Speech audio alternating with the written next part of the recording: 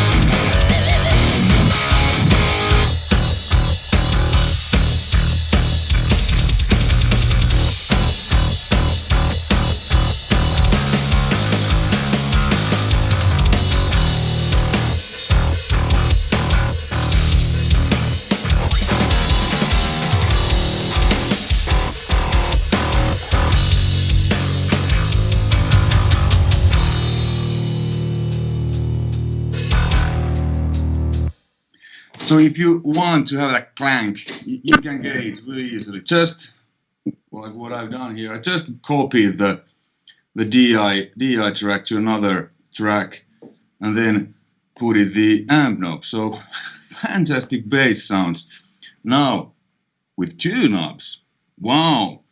And there's no EQ, but let's say if I want to make it even a little bit more forward, let me show you how I would EQ this. So let's take the bass bus.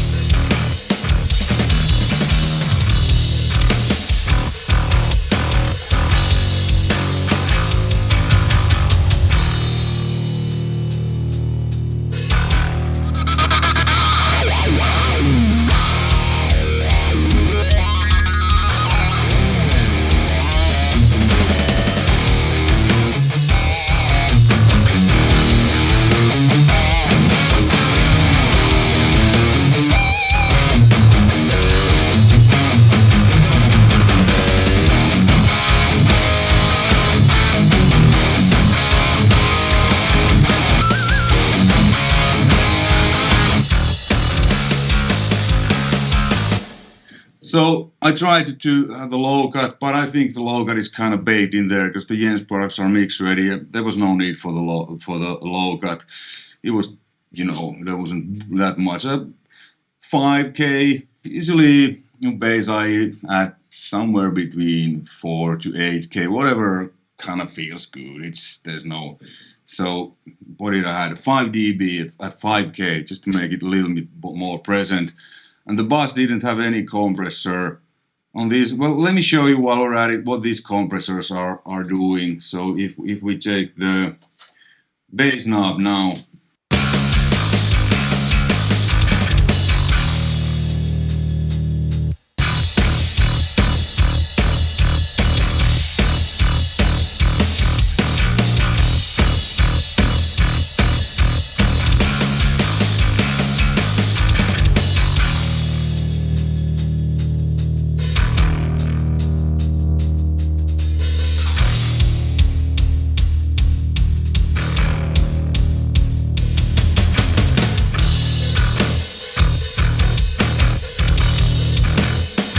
It just evens it out a little bit more because, metal and rock, the bass kind of needs to be rock solid and steady because it was a little bit like that, natural when strings vibrate. So this just evens it out that it's really and those that there's no so it's even. What a compressor does, what you do with compressor. I mean, you can do lots of other things, but here I'm using it to level things out. Cool, so thanks again, Jens, for sending me this. Well, while I'm filming this now, this hasn't been out yet, but now when you see this, it's out. Strong recommendation, check this out, and check the AmpKnob out. You can use the AmpKnob, obviously it was designed mainly for guitar, but like you heard, it works fantastically as an additional clank for bass, and man, this bass knob is... it's really good Ampex style sound. So absolutely fantastic. And what I really like, it's easy to use. The sound is there. You don't have to do pretty much anything. Maybe to EQ it a little bit if you feel you want certain things, but absolutely fantastic. And there's a link in the description below. It's my affiliate link. So use that link and you will get a 10% discount of all BOGREN Digital's products, except the ones that are at this moment on sale. So everything that's, full price, you will get a 10% discount, and I will get a small commission, which helps me and this channel a lot. So I would appreciate that a lot. Anyway, thanks for watching. Hopefully you found this interesting and informative. Until next time, take care.